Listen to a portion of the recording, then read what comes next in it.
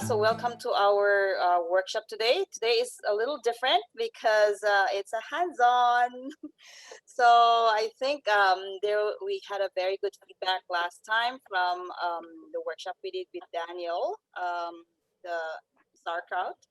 So we thought like, hey, it's cabbage season, and before everybody else go into hibernation, let's make something that is like healthy that can take us throughout the winter. And the high priority because of COVID is our immune health. So we thought there's a lot of cabbage. People are picking up their cabbage from farmers market and people from the farm who are members of the harvest share. So why not, right? So today is a little DIY for everyone, and we hope to do more of this, maybe once a month, like alternating like a workshop and then DIY.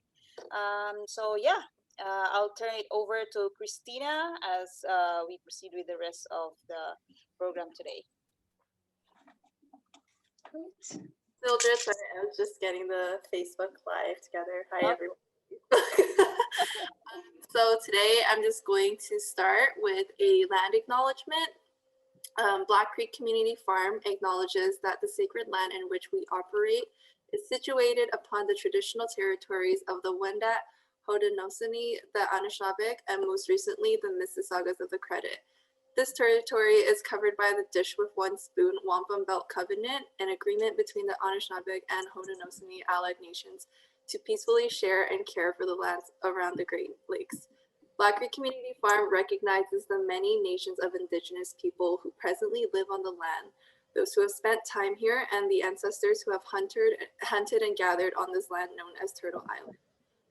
Unfortunately, when I go back and try to find like specific history, like Indigenous history on Black Creek Village, there isn't much of that, unfortunately. That's in part of colonial violence itself too. And that's something that I do want to acknowledge as well. And on top of that, food preservation is a sustainable food practice that is part of many cultures, including different Indigenous cultural heritages. Having reverence for food and using all parts of the food isn't a new idea, and we can acknowledge that this knowledge has existed within Indigenous knowledge systems as well. Before we fully get started with Daniel showing us the works of doing the sauerkraut workshop, for everyone who's gotten a kit, I'm just going to run through all of the supplies that you will need for today. So in your kit, you should have gotten cabbage, a jar. If you haven't cleaned the jar yet, this will be a good time for you to just wash it. All you need to do is just clean it with warm soapy water. We've been given salt. It's pure salt and some spices. It's mustard and caraway seeds. And also you should have gotten like 1 or 2 cloves of garlic, depending on how big the garlic was. In terms of equipment, you will need a bowl for mixing. You'll be needing a knife to chop the cabbage and a cutting board for that. And optional for later is like a little thing to stuff the cabbage in the jar. Yeah. So I'm going to hand it over to Daniel so that Daniel could lead us through the steps of sauerkraut. Okay, so sauerkraut. So like last time, I guess I went on a tangent about how good sauerkraut's for you. This time, hopefully I'll spend more time on the process of making sauerkraut, and I apologize for going on a tangent last time. So I'm not having a good day, so I already I use a food processor to cut up my or process my cabbage. I have a little piece left over here, and what I did was, it was a massive cabbage. It was 2.44 kilos. So that's what, 5 pounds. So what I did was, to the half cabbage, I took out the outer leaves. And I'm keeping these outer leaves because we can use these outer leaves later on to push down the sauerkraut. And as well, I kept where is it? There it is. I kept the root parts, we'll put it on the top. So what the root part will do is hold everything down with a large piece of cabbage and keep the liquid in with the with all the cabbage and carrots or onion or whatever we're going to use. So I didn't grate some carrot, didn't have a chance, and I have a bit of cabbage left, which I will chop up using a knife. If I can get it over here. So, like I said, these are massive cabbages, 2.44 kilos. That's half a cabbage. So that's what, 2.4, that's 5 pounds. So 10-pound cabbages, like that's huge. So basically what we want to do is take our raw cabbage and just chop it up. We want it we don't want it long pieces. We want it chopped up sort of fine. The French term would be a fine brunoise. And the reason why we want a fine brunoise is that we want the salt to get all funky with the cabbage. And in that process, it's a chemical process. So what the salt's going to do is going to kill off all the germs inside, the old negative germs. And then it'll start creating an acid, and that acid will then convert the sugars into probiotics, the fermentation process. So we just chop these up as fine as we can, quickly as we can.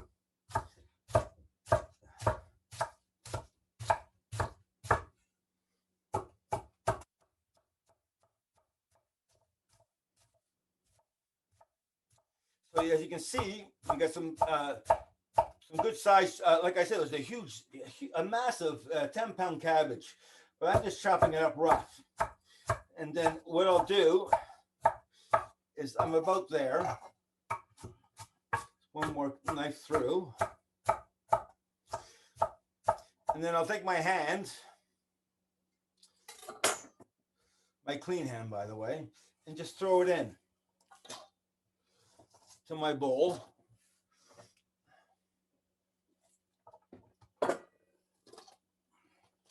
And then what I'm going to do, I'm going to take a carrot, and I'm just going to grate up a carrot. I'm grating up the carrot for color. I like color.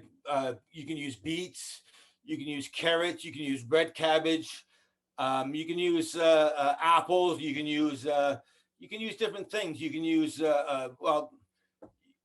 can use pineapple. I made a sauerkraut with pineapple the other day. So anyway, I'm going to grate this quickly. And I'm not going to even peel it.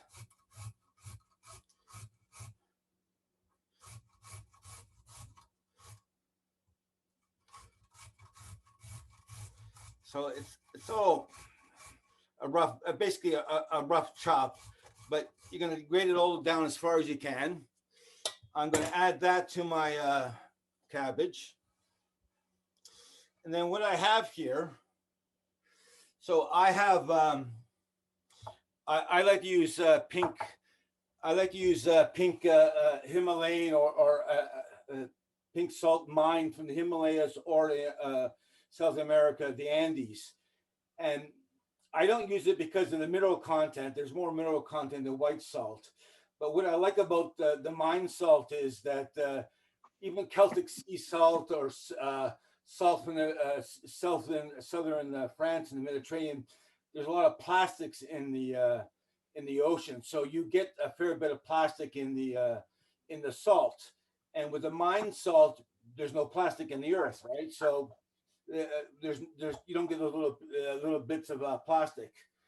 And so what I'm going to use here, I'm going to use well, like I said, I weighed it at 2.4 kilos, and I'm going to use just 51 grams of salt. I weighed it. I have a scale. And that's about just over 2%, 2.1, 2.3% salt. So what I'll do is I'll take my bowl. Since I mixed everything up nicely, and just going to pour the salt in. I mean, that's it. Right? I'm going to mix that up a bit. And I'm going to use my hands. You can use gloves, or you can use a spoon, whatever, but I got hands and I like using my hands. Because what I can do is I can grab the cabbage with the salt and squeeze it. what we're doing here is we're trying to get the salt mixed with the cabbage to extract the liquid. And what we're going to do, we're going to extract that liquid, and the salt chemical process with the liquid is going to start that that process where it kills all the bad germs, and this allows the 1 acid to get funky, and that's where we get the probiotics. So I'm just going to mix it around, right? Quickly and rough, because I got more stuff to add. So that's in. And then now I have that lovely little bag. There was the pepper and the caraway seed. And anytime that you use a dry herb or any seeds, you want to actually activate it. So if you take a little bit and put it in your hand and rub it and smell it, you'll smell the essential oils. So that's all we're doing, is just activating the essential oils, which will get more flavor, will get more bang for the buck, so to speak. Just add that in. And then what I have here as well, so I have, I guess, a tablespoon. What I have from a while ago, I have what's called fermented garlic. I don't know how well you can see that. I guess you can't see that well. But anyway, I have fermented garlic in the fridge, and that's, I don't know, 2-3 weeks old. So I'll just add that in as well. As you can see, there's a measurement. I don't know how well you can see it. And I'll just add that in. So the fermented garlic just has more flavor, has more oils. It just, again, bigger bang for the buck. Take our lovely hands and start mixing everything up. So now the ideal here is to get everything all ground up and mixed together. You could add onions, you can add other ingredients, but what we want to do is get that salt evenly distribute among all this massive cabbage, 10-pound cabbage, God. And so we're going to mix this all well, and I'm using a big bowl, just keep mixing it. So ideally, what you want to do is get everything from the bottom all up and mixed all well. But you want to let it rest for a bit. So half hour, 40 minutes, something like that. And what's going to happen is that salt is going to have that chemical process. It's going to start absorbing the moisture out of the cabbage. And that's what we want, because we want that moisture. And you'll see, like just rubbing it with your hands here and squeezing it down, the cabbage is going to start shrinking. So we had this massive amount of cabbage, 5 pounds, and so now it's going to shrink. And if you let it sit there for a half hour, 40 minutes, well, it'll shrink even more, and you'll get more moisture out. And that's what we want. We want the moisture. So when we pack this, we get that moisture, and we want the liquid above the cabbage, above the carrots, whatever the ingredients are. We want the liquid just above. You don't need tons. You could add more brine, but ideally you want the brine to come from the cabbage. So you just want it just above, a centimeter, half a centimeter, whatever, above the cabbage, and the outer cabbage leaf with the root part on top will hold it down, and that'll allow you to ferment this for a week or even 2. So as you can see, it's gone down a bit, and it's a good workout, by the way. Now we could, like I said, we could add onions to this. We could add I made with pineapple and turmeric the last time. I thought it was heaven.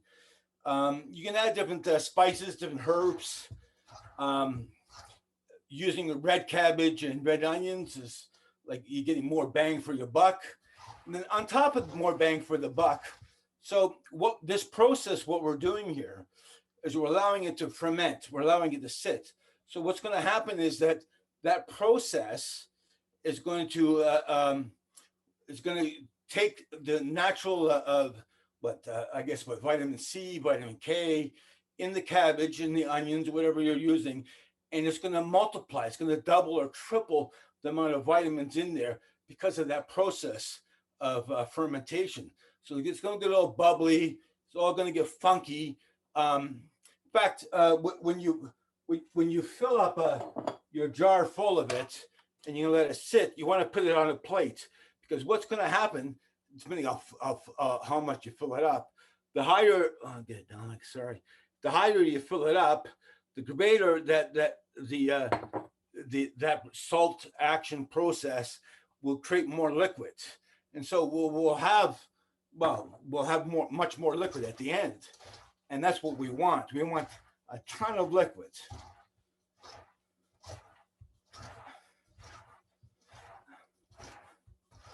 So now, as you can, I don't know if you can hear this, but with me doing this, I can hear it's gone down a little bit, and the sound has changed. So it's gone from a firm crunchy to a softer, I don't know, a softer, wetter crunchy. And that's the process of the salt extracting the liquid from the cabbage.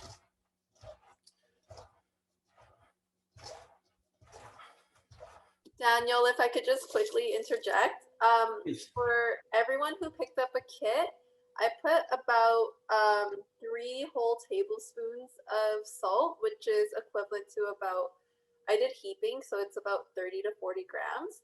Half of a cabbage should be like, the amount of salt that I gave should be sufficient for about half of a cabbage. So I just wanted to make that a clarification if anyone was confused on salt measurements.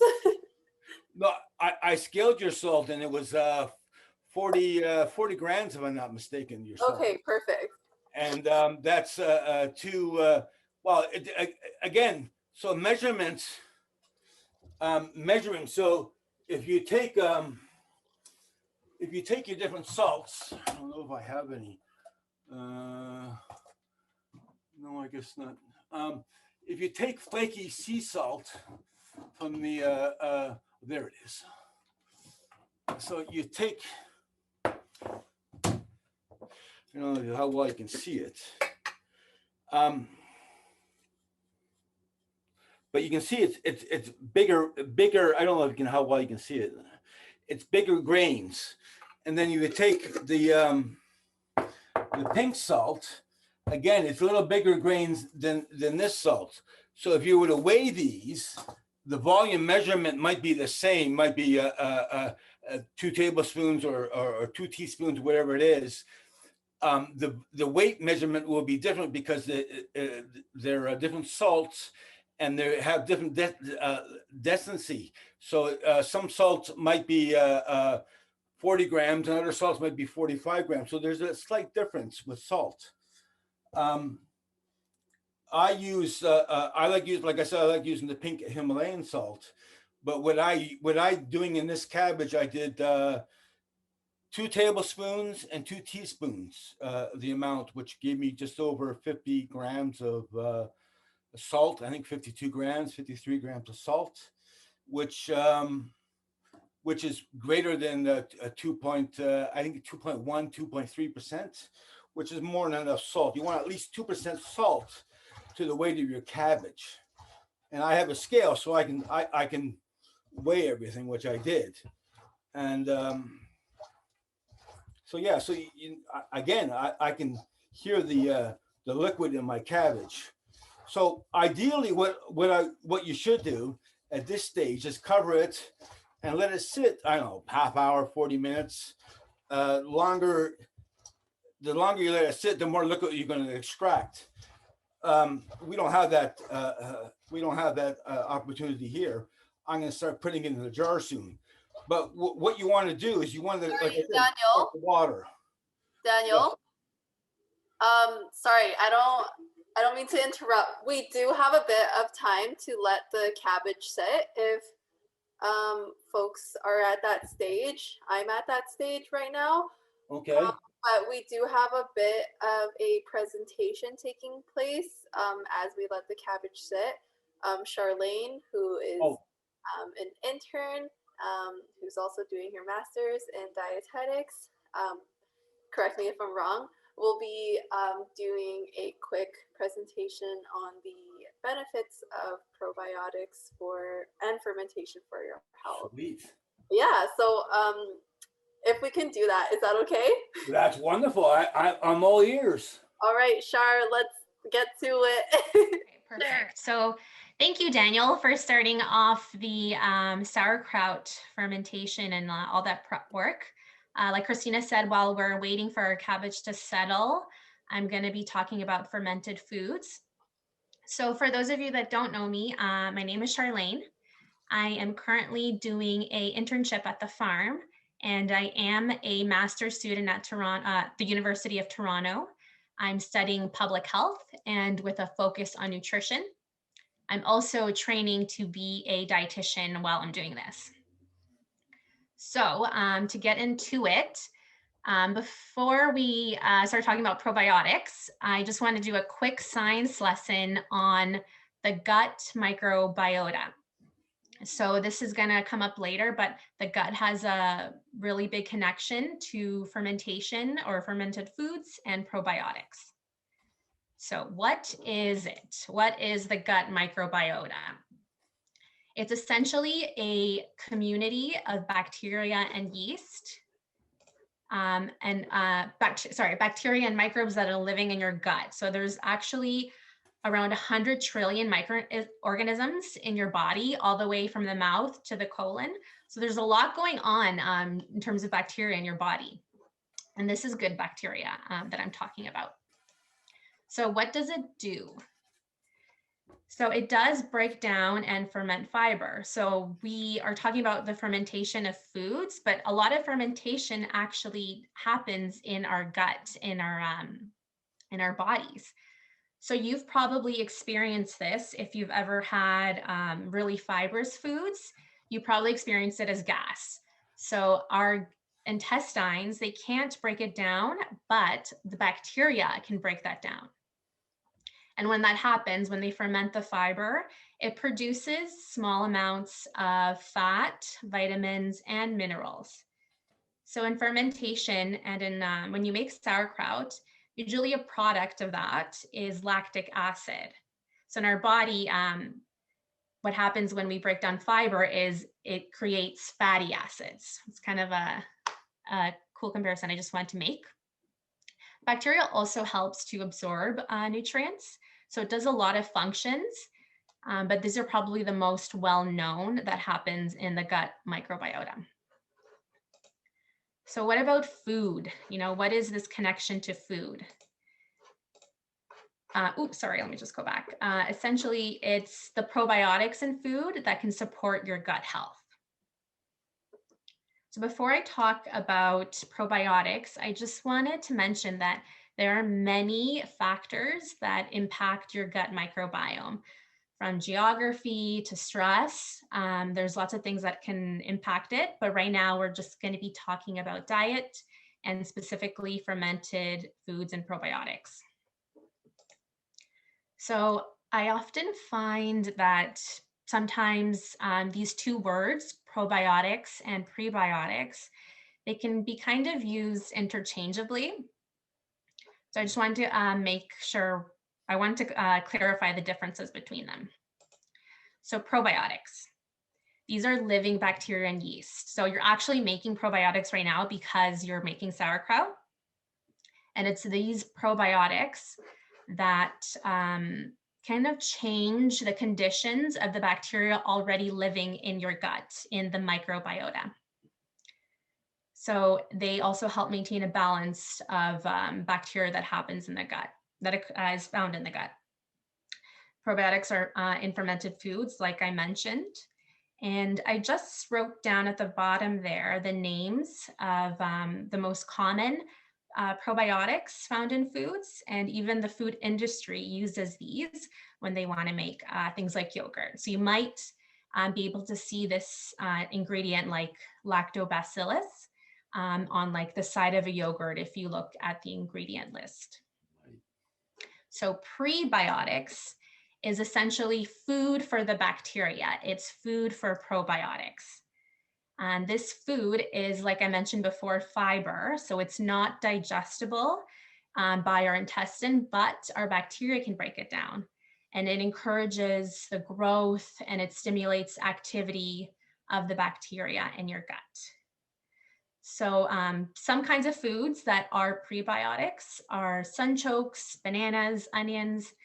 We actually grow sunchokes at the farm. And I can definitely tell you from experience, if you eat a lot of sunchokes, it can definitely it can cause a little bit of gas. Also, I forgot to mention, I can't see the chat right now. So if you do have questions, maybe Christina or Mildred can just say them out for me. So I did want to talk about all these kinds of fermented foods. I think fermentation is really cool because it's probably one of the oldest preservation techniques, and it's global. It's like around the world. So I wrote down a list of some fermented foods around the world, like Korean kimchi, there's natto, sauerkraut that we're making today. There's kefir, it's in the right-hand corner, that's a sour milk. In the middle here, we have Japanese natto, so that's fermented soybeans, kimchi, injera from Ethiopia, dosa, I believe is South Indian. It's kind of like a fermented rice crepe, and those are just some sauces on the side. Sorry, I'm just seeing a lot of activity in the chat. Is there questions or? No, it's more so comments. Cornelia says she didn't know that injera was fermented. Very cool. Okay, yeah, injera is fermented teff flour with water, and then it's made into a crepe. Okay, I just wanted to make sure I wasn't going too fast. Yeah, Cornelia also has a previous question regarding your gut bacteria, but gut health. Does it change over time? She was asking. Yeah, so it can. If you remember this, this photo here, one of the factors for the gut is life cycle. So over time, they've seen older adults, the bacteria in your gut did change. Even in infancy, they've done studies where they've seen they have different bacteria, like compared to older adults to middle life adults to infants, they have different kinds and amounts of bacteria. So I'm just gonna go back. So that brings me to health benefits of probiotics. So I actually went through a lot of research studies to see the health benefits of probiotics, and a lot of research is being done on yogurt. And a lot of the benefits that are going on with yogurt is that it can reduce some inflammation in the body, can also kind of relieve chronic constipation and the abdominal pain that happens with that. They've also done a lot of research with probiotics and diabetes, and they found that it could even control high blood sugars. This is probably one of the earliest benefits they noticed of probiotics is that it can reduce diarrhea that's caused by taking antibiotics and prevent and reduce. So someone asked me this week if there's a lot of vitamin C in sauerkraut, and there is vitamin C in cabbage. It's a good source. And on top of that, I found some research showing that the bacteria itself kind of mimics properties of vitamin C, which is an antioxidant. So on top of that, these bacteria can help with the gut, but it can also help with damage, cell damage. Antioxidants are like vitamin C. They fight against cell damage in the body. So I thought that was really interesting that the bacteria had these kind of antioxidant qualities. And I did want to mention, while there's so many benefits from probiotics, there's also evidence showing that there was no difference. So while I did find lots of really great research for probiotics, there's also sometimes research that showed no difference. So it's still growing, this area, and we don't know right now like how much probiotics you need to take, which strains are the best, or which combination of bacteria. But one kind of really cool area of probiotics has to do with mood. So for the last maybe like 15 years, there's been a growing evidence base of the relationship between the gut and the brain. This kind of gets this word, the gut-brain axis. That word gets used a lot when we're talking about the microbiota and the nervous system. And this has led into research into how diet impacts mood and mental health. But even an even smaller and more new area is the effects of probiotics on food. This is a really cool and emerging area of research. They're calling these probiotics and the positive effects on mood psychobiotics. And I did find some really cool studies that said like it showed a decrease in negative thoughts with people with sad mood and improvements in people's mood and anxiety. So I think this is a really cool area because probiotics not only can kind of benefit your gut, but other areas of your body. It's not just physical health. It can also be mentally and emotional ways that it can improve. And so I just want to leave with this photo here because I think even though probiotics or psychobiotics, if they do find, you know, later on in research that there was no improvement on mood, I think food and probiotics and food in general, it can really, it does have an effect on making you happy or content, you know, when you eat something delicious or you're eating something with someone you love, or even right now that we're all kind of learning how to make sauerkraut together, that's a nice experience. There's like social connection. I do think it can make you happy in other ways. So I think part of the reason I love nutrition is that in studying this, because I think food is powerful. It can impact our bodies, our mind, the soul, the spirit. So I think all these new areas of food, even when I talked about psychobiotics, is just very interesting and cool. And I'm happy to share that with you. So that's the end of my little presentation. But if anyone has questions, I'm just gonna maybe stop sharing so I can see. That was a very good presentation, Charlene.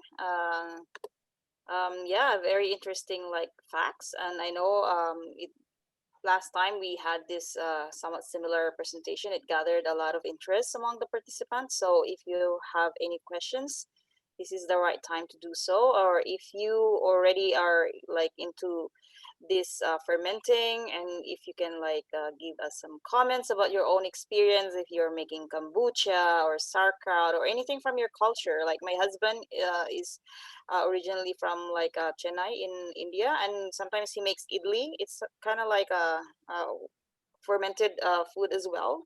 So it's like injera, but it's like white and like puffy, you know, like rice cake. So yeah, so our family ourselves, we're very into like fermented food. So share us any of your thoughts about this topic, or if you have any question in general.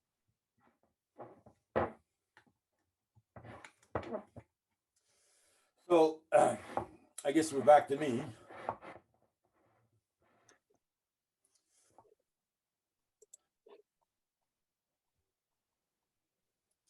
So what I've been doing, I've been putting the cabbage, and there's tons of liquid in there.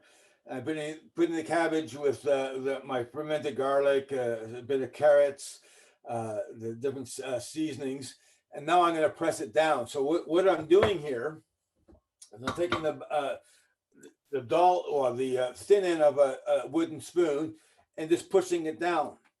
So what I'm trying to do here is to push it down the cabbage so the liquid comes up. And I have a ton of liquid in here still. So I have a ton of liquid. So I'll have 2 or 3 jars like this full of liquids.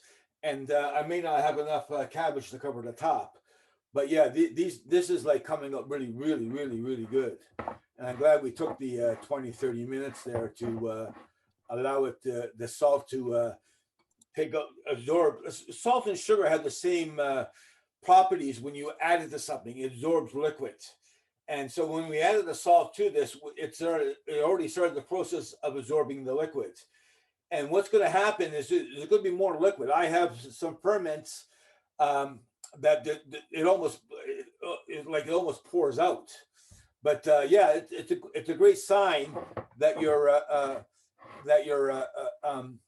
that the process is working, because you're getting tons of liquids. And so basically all we got to do is put the cabbage into the jar. Again, forgive my hands. And then take the thin end of the spoon and just pack it down. And that's all we got to do.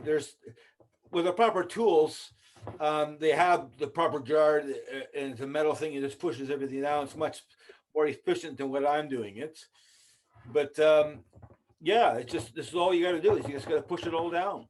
And like I said, you want to make sure that the liquid covers all your cabbage, which mine is doing, and I still have more liquid in there. So I'm about full there. So what I'll do is I'll take some of the, clean it off a bit. And then what I'll do, so I'll take those thick edges of the outer cabbage, and I'll just put it on top. And what I want to do is do one that's about a bit bigger than the top.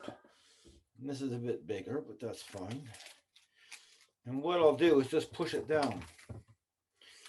I'm going to fit it all in. Now, it doesn't really matter if any of this cabbage is sticking out, because we're not going to eat this cabbage. But all we're trying to do is you might be able to see the liquid. I don't know if you can see that or not, but the liquid is right on top, right? Like, you can see the liquid here. It's right on top. So we've done a good job with that. And then we'll take our next jar. Daniel, Yes. with the cabbage that you put on the top, will it rot at all? It will rot. Anything so what's going to happen is anything that's not covered with liquids and exposed to air, it's going to rot. Everything that's not covered, everything that is covered with liquid is not exposed to air will not rot. And so all we want to do in this particular case is make sure that the cabbage stays down below, and that piece of outer cabbage, which is too difficult or too tough to go into the sauerkraut anyway, it'll keep the top, it'll keep it separated so that the coleslaw or the sauerkraut doesn't get exposed to the air. And you can see I still have tons of liquid in here. You can see there's a bit of liquid on top, and that's what we want. I see. Okay. Can I ask something? Please. Sorry. So if part of the part of the cabbage that you're going to take away anyway is rotted because it's above, does it contaminate the part that it touches? No, it's not going to contaminate because of that process. So the chemical process was inside the cabbage below. It's going to create so much lactic acid that nothing else is going to be able to live in there. So we don't have to worry about cross contamination. We don't have to worry about being germs or anything like that, because this is going to be loaded with good germs that'll kill the bad germs, and then the probiotics will be let loose, and they'll be able to convert all the sugars in the cabbage to probiotics. So it's like I guess a chemical process that's happening here. No, we don't want to leave it out for 2 weeks or 2 months or 2 years, because it will the good germs will die and the bad germs will take over. But we will leave it outside for, I don't know, 5 days, 6 days, maybe 8 days, and then we can take that cabbage out, throw it out, put the lid on, and put it in the fridge, because we haven't sterilized this jar. and we're allowing the air to actually get into this, to start that process, to keep that process going.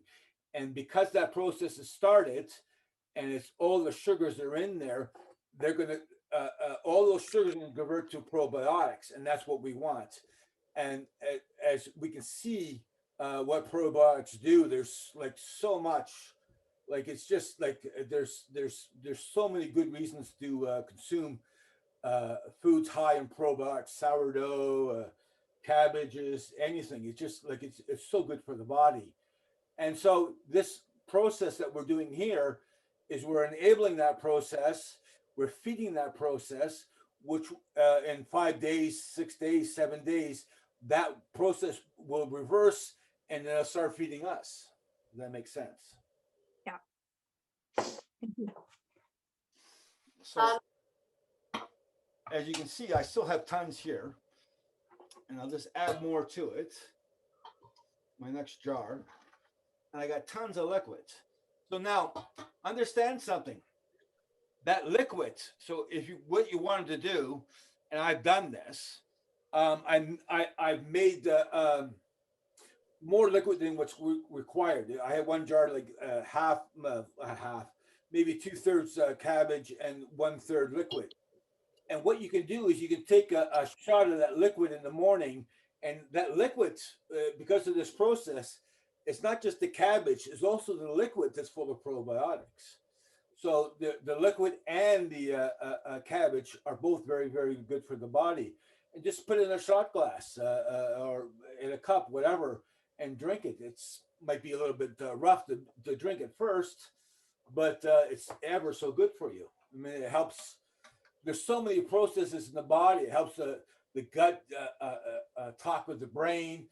It helps the gut absorb the food which we eat. There's just so many positive things from eating probiotics. I'll get back to this. I'm just going to push it down. Daniel, what sauerkraut recipes do you have? I don't know. There's so many. I mean, like, what do you do with your finished sauerkraut? Because, like, I guess all I know is to like eat it in a hot dog. Oh, I love. So we put about we eat salad almost every day, my wife and I, and we put about 4 or 5 tablespoons of the sauerkraut in the salad. There's so many ways to consume sauerkraut. Anytime you heat it up, heat kills off the germs. So you don't the probiotics. I mean, so you don't want to heat up the sauerkraut. You want to eat it raw. You can add it to throw it on pizza if you like. You can add it to smoothies. You can. There's so many different ways to do it. I just eat it by itself. I just throw it in a salad. We add tons of stuff to the salad. I make my own dressing, and we eat it that way. And it sort of changes. I wouldn't say changes, but there's a unique flavor to the finished salad with the sauerkraut in it. And we're not heating it up, and it's so therefore we're not killing any of the good probiotics.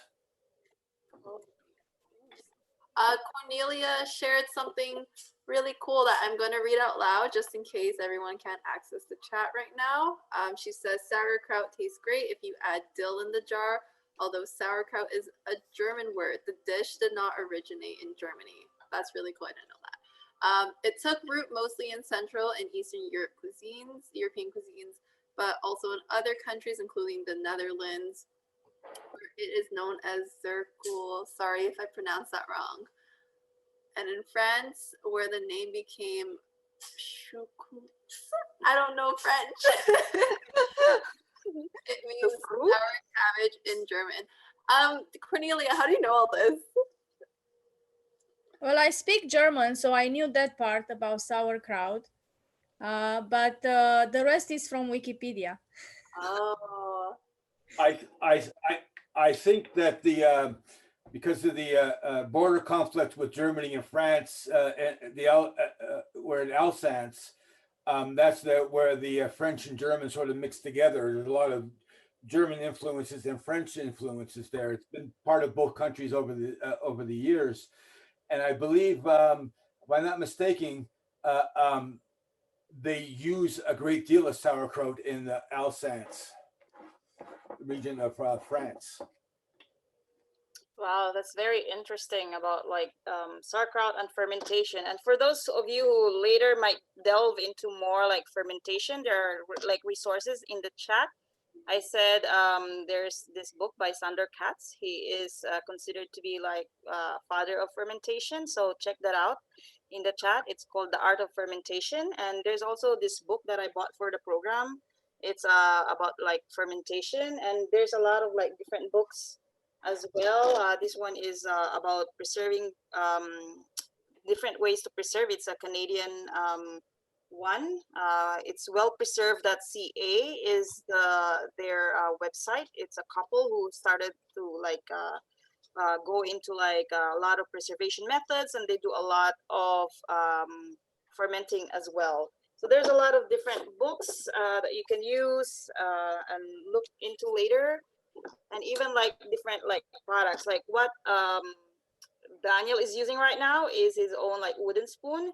But if you invest like later on, which you don't necessarily need, you can totally like do it without these gadgets.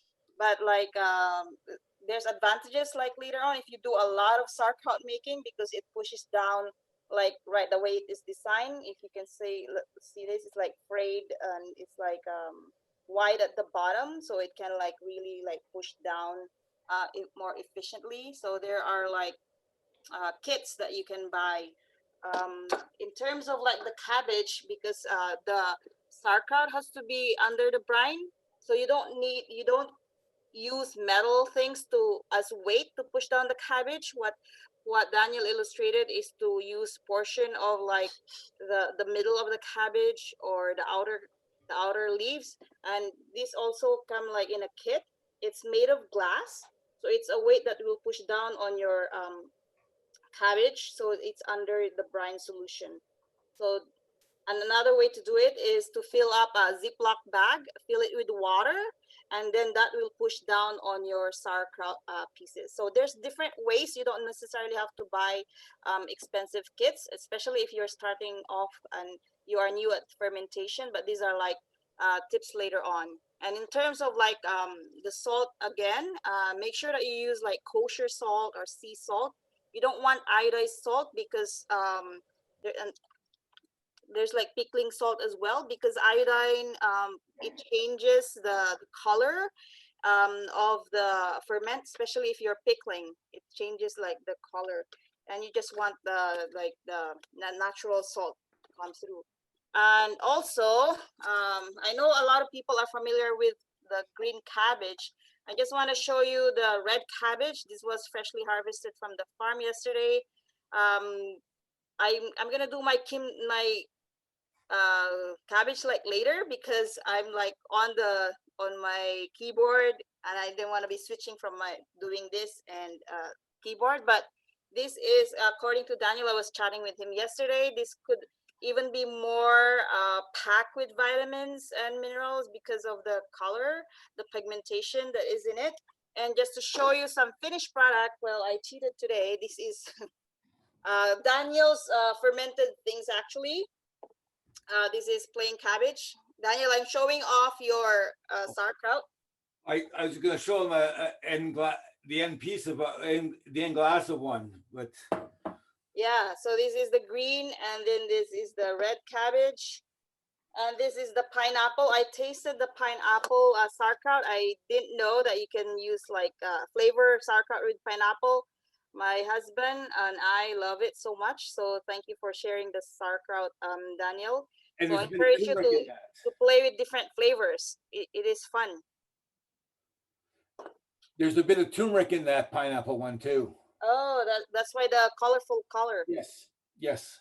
There's you could use fresh turmeric, but I used powdered turmeric, and I can't remember how much I used, but there's just a bit of turmeric in there, and the acids from the pineapple, I would argue, enhances the coleslaw. I think the cabbage, the sauerkraut, I mean, I think the acid from the pineapple sort of brings out the flavors in the cabbage.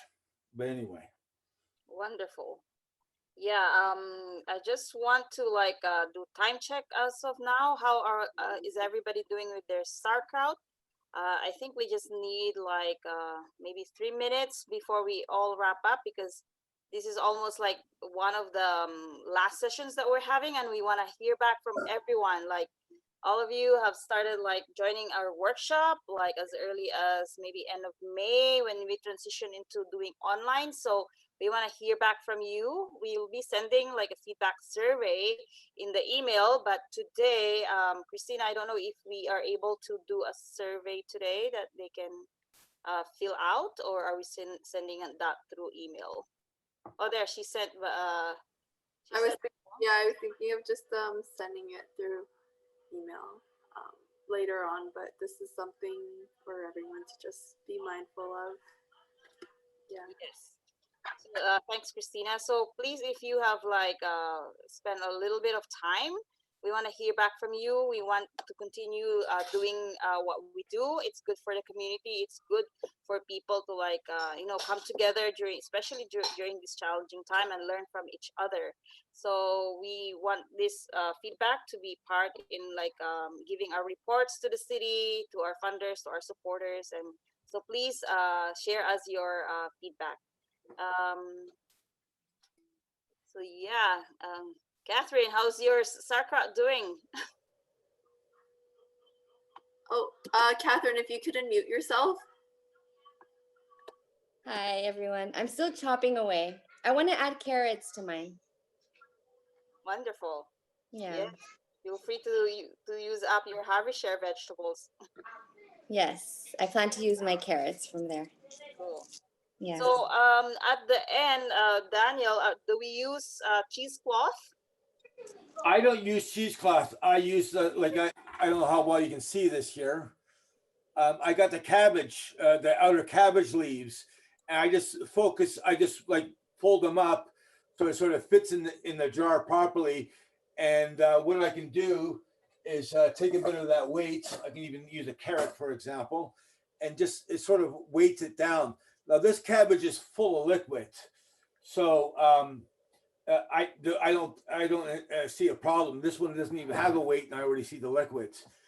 But the cabbage will push the outer leaves that are sort of hard, will push, allow the liquid to go over top, and that weight will keep the cabbage down, and that's what you want. You don't want any of the cabbage from the sauerkraut exposed to the air. You want it completely covered with liquid. Right. Terms called. There's a special anaerobic. I believe this process is called anaerobic process. I could be wrong on that. So it's anaerobic, so you don't want oxygen in it. So you are cultivating basically the lactobacillus bacteria, which are salt tolerant, and they thrive in no oxygen environment.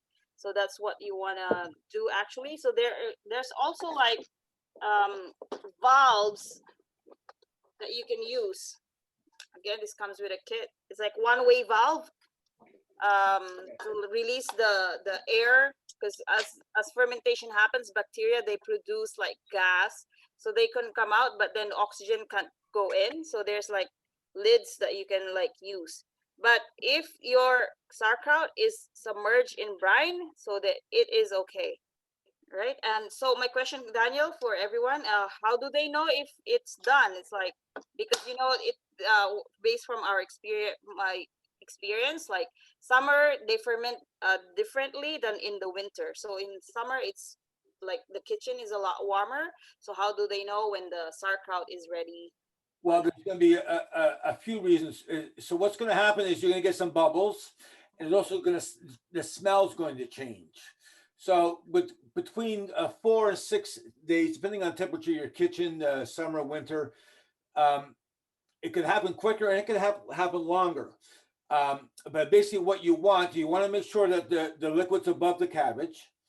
There might be some bubbles. That's from the fermentation. And I'm just going to leave a lid loosely.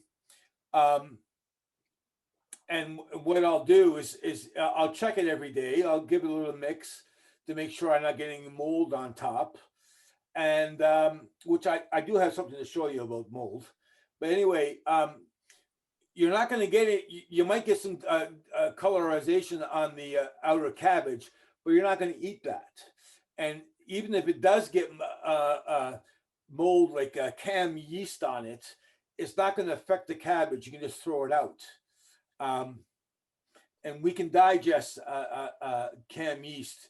But in this process, because of all the salt, we're having what 2.5% salt content in relation to cabbage. There will not be. I would take a couple of months before the chemical the ratio of salt to the other germs changes back the other way. So you're not going to get mold in this. You are going to get colorization on the outer cabbage leaf, but you're not going to get any mold. And this will take 4, 5, 6 days.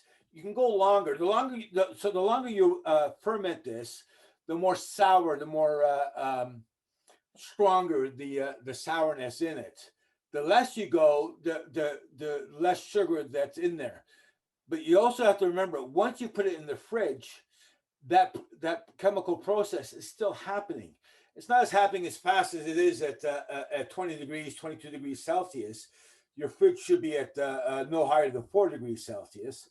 But that process, even though it's retarded or slower, it's going to that process is still going to happen even while in the fridge with a lid on it. So if you leave this in the fridge for 2 or 3 weeks with the lid on it tightly, and then you open the lid, you're going to get a pop. You're going to get a little bit of carbonation, and you're going to get a little pop. So that process doesn't stop for some time, months, if not longer. I'm not quite sure how long it goes for, because we don't keep enough in the fridge long enough to have that problem. Right. Can I ask one more question? Sorry. Again, so you don't put the lid on at all. You just when it's fermenting at room temperature, just in your kitchen. It doesn't matter the light. Doesn't have to be in a dark place or whatever. Ideally, you want this away from the light. Yeah. I put tea towels over it. Ideally, you don't want it on top of the fridge. So when I make sourdough, I'll make the starter and then I'll ferment it. I'll do that on top of the fridge because the fridge is always warmer. So, but it's too warm for this. So what I'll do is I'll keep it across from the fridge. I have a station where I ferment stuff, and I'll just put a tea towel over it, and every day I'll shake it. And let me get my beads to show you something.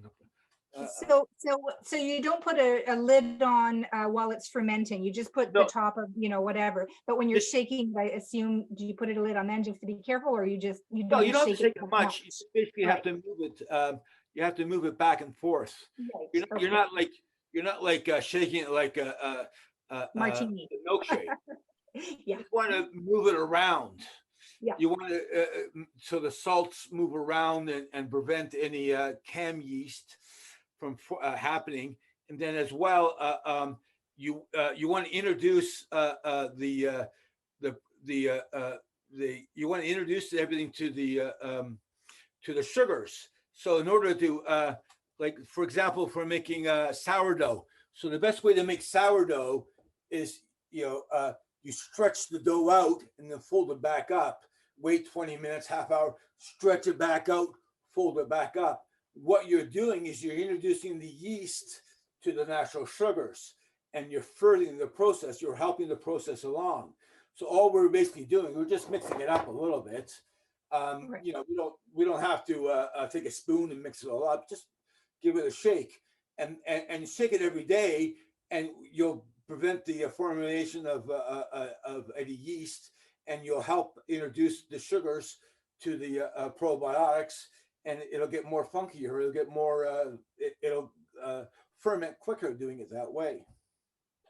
In the meantime, though, I I use a cheesecloth just to prevent like dust or anything as like a precaution while it's like fermenting before I put like that lid on it and in the fridge. Okay, that's when you use it.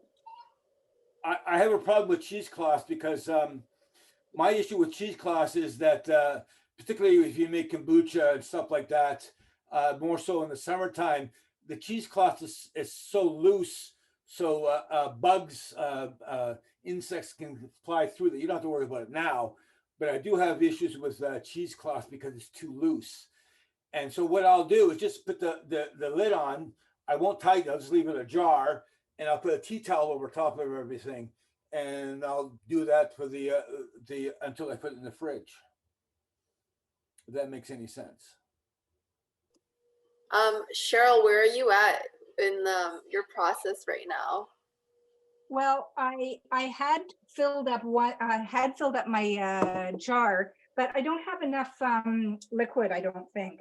So I have a question about that, I guess, so I've got, maybe I didn't cut, I didn't chop my cabbage up fine enough, or maybe it hasn't been long enough, or maybe I didn't, knead it hard enough, but it doesn't feel like enough water. Maybe water is going to, maybe the brine or the liquid will,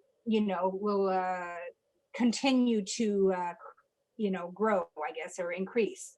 So I put it back into my bowl to just sort of break down, I guess, or that's what I'm hoping. No worries. It might just be a matters of time. So for me, I was able to put everything in, and I have, as you see, like this much liquid on top over here.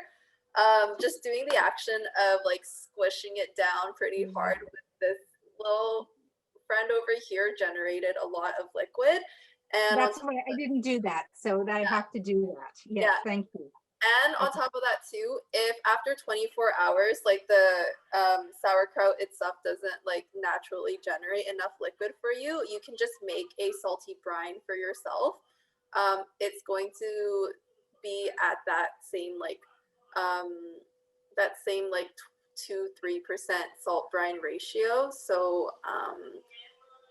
how do we calculate that? How would I calculate that afterwards? That, or what you can do with that is you can do, let me see. I put it in the recipe, Christina. It's like 1 teaspoon of salt in a cup of water. You just dilute that in, and then you'll just top it. And if you have extra liquid, it's fine. It's just more so the ratio being equally distributed. Yeah. So, yep. So that's what you do after 24 hours. But like, again, Cheryl, if you do the packing, it will produce a lot of like the water. That and I didn't like do both that. of them. So. Yeah. Both of them happened to me. Like one ferment didn't produce enough water, so I added, and then another ferment, like I push it down all the more, and then I produce enough liquid. So if you're doing like a second batch, like later down the line, don't throw your water, like the original ferment. Actually, that would be your mother culture, and you can jumpstart your next batch of like fermented cabbage. Put a little, like even like just 1 tablespoon will jumpstart the process of your second batch of cabbage. So, and you can use it as a vinaigrette for your salad. So don't throw it away. Any of your like reduce, and Daniel says like he use it like like a shot, like 1 tablespoon shot. Like some people they use like what's that, like vinegar, like apple cider vinegar, right? This one is rich in probiotics, and then you can use that as well. Like yeah. Perfect. Thank you. Great. A little trick.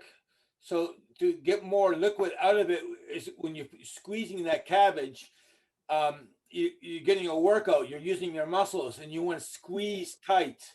Think of it as maybe your partner, and they spent too much money last week, and just get right into it, right? Yeah.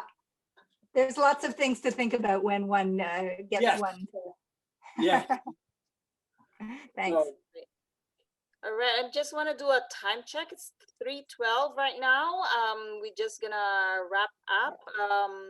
and like welcome any last remaining questions. And if you're still like in the middle of your cabbage and you have any questions or any guidelines, guidance, you need any guidance on it, so just send us an email and send us also photos of your final product. We'd love to see it, and we can like share it on our social media. And you know, it's always lovely to see how you are successful in your own attempt at fermentation or any preservation that you're doing with like food. So yeah, any final comments from anybody from the group? Just thank you so much for this. This is my first workshop that I'm joining, and I really enjoyed it and got a lot out of it. And it encourages me to do. I've wanted to do it for so many years, and I have done kind of not so, you know, successful stuff. So I'm gonna, you know, so thank you so much. This really helped in so many ways. Thank Wonderful. You. This is one of the easiest introduction to fermentation. I know there's kimchi and all the other ones which are a little complicated, but if you gain confidence with this first one, then you start like experimenting into other more complex recipes. Thank you, Cheryl. Thank you. Yeah. Thank you all. Thank you, Daniel. Thank you. Thank you all. Yeah, it's just fermentation, I think, comes off as like really intimidating and really scary. Like I've been put off of it for a really long time before I actually did it, because I was just like too scared to like mess up, and I thought of all the worst things like botulism and whatnot. And then you meet other people and they show you how like easy it is, and also how safe it is too. Right, exactly. Perfect. Thank you. I think if you go back in history before the invention of refrigerators and freezers and all the rest of it, how did people eat? You know, everyone, that's where our fermentation processes come from. They come from before the invention of refrigeration. And it's like, you know, we all don't live in the Arctic, and some people live around the tropics. So they had to learn some way to store food when there wasn't food around, and we have all these different ways. Yes, and that has nourished like generations after generations for thousands of years. And so we've got our garlic clove. Do we just stick that in as is, or should I can't, you know, what you call it? Where's my? I don't see my knife anymore. Or should I bang it down with my knife? Yes, yes. I used fermented garlic myself because I had some. Yeah. I have fermented garlic, I have roasted garlic, and I have fresh garlic. But you just want to mix it in with the cabbage. It's just part of the process. So take a knife, maybe a little bit of salt, and break it down and add it to your cabbage. This one. So I think we're done. Any last words from you, Christina? Oh, thanks everyone. Thank you so much. I just want to